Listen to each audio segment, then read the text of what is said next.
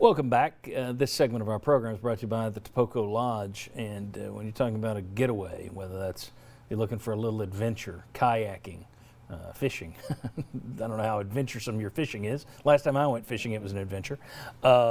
Bicycling, mountain biking, hiking. They've got it all at the Topoco Lodge. And also Sanctuary, if you're just looking to get away from it all and just be relaxed by the sounds of the rushing rapids of the Chiowa River. This is a great place to do it. They have rooms in the lodge, they have suites in the lodge, and they have private cabins as well.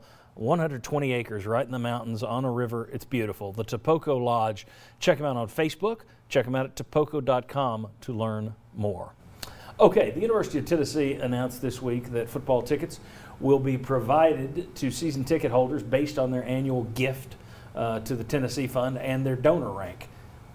I'm not surprised by that. There's been a little bit of blowback from people who apparently aren't the biggest givers.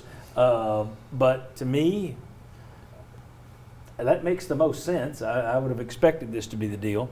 Seats will be assigned to create a 6-foot buffer between ticket groups, and tickets will not be where they were purchased initially, but that's different for skyboxes. If you have skyboxes, you still get. So it's too complicated to get deep into it here, but your thoughts on Tennessee's ticket plan, the way they handled it, it's the way I would have handled it. If I'm going to take care of anybody, it's going to be my biggest donors. Do you see any potential pitfalls there? Am I missing something? Oh, yeah, there'll be pitfalls. Somebody's going to complain. Not that it's justified, but the NCAA tournament has 68 teams, and teams 69 and 7 are complaining, right? You could have 128 teams, and somebody's going to complain. So there'll be some complaining, but I'm with you. I don't know of a better option that they could have had. And if you were to pick, just say it's roughly 20,000 that first go on that list that you contact and you say, are you in or out, accept, decline, they will then have to go to a second level. Yeah. So I don't expect all of them to accept. And then you're going to go to the next level of donors, and then that may be all you have to do is go down 2 tiers. I'm not sure, but I don't know of a better way to do it. I think it's probably the fairest thing to do.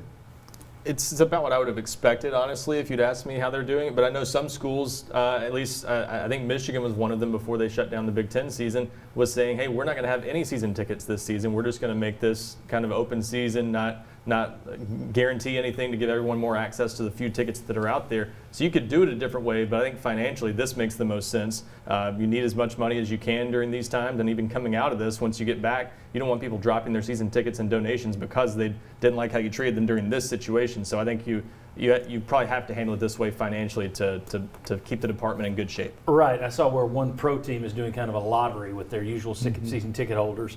But again, they're not asking for donations to the Tennessee Fund. And right. We need you to give to the Patriots Fund on top of season ticket purchases. So lottery might make a little more sense with an NFL team than it would University of Tennessee. Josh, your thoughts on how they did it?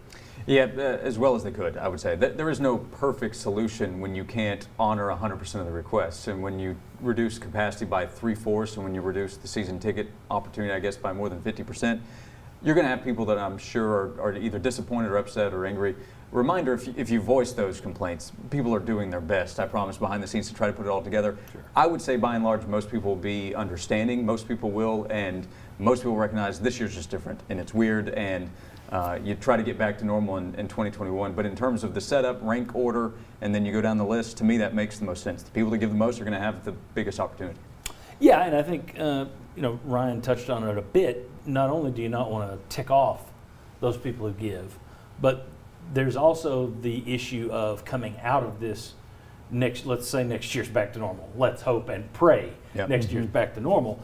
How many people who don't go to games this year that are normal every game buyers are going to say, you know what, I kind of enjoyed sitting in the living room this year, and they decide not to go? Because I guarantee you, every athletic director in the country is biting their fingernails over that. You don't want someone to fall out of the habit of coming to your games. So if you're already worried about the potential of someone saying, you know what, I kind of enjoy watching at home, the last thing you want is to make your biggest donors the ones who get used to not coming.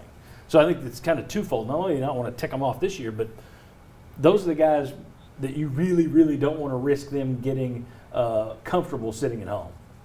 and I could have seen a system where maybe you set aside a select number, maybe a small sliver of that allotment you have, and maybe say we're going to do a lottery among the remaining season ticket holders for the ones who want to buy a single game or something to throw them a bone essentially. But for the most part, I think you've got to take care of your big money donors as much as you can for obvious reasons. All right, very good. When we come back, let's start talking Tennessee recruiting. I want to talk about where the class is right now. I want to talk about whether or not we think there will be an early signing period. Then we're going to get into roster building. We're going to get into how are these conferences that aren't recruiting right now, or these conferences that aren't playing, aren't scheduled to be playing, how's their recruiting going, and is that an impact on Tennessee? Much more to cover, plus Tennessee in the top 25. See, lots to cover. Come on back on the Sports Source.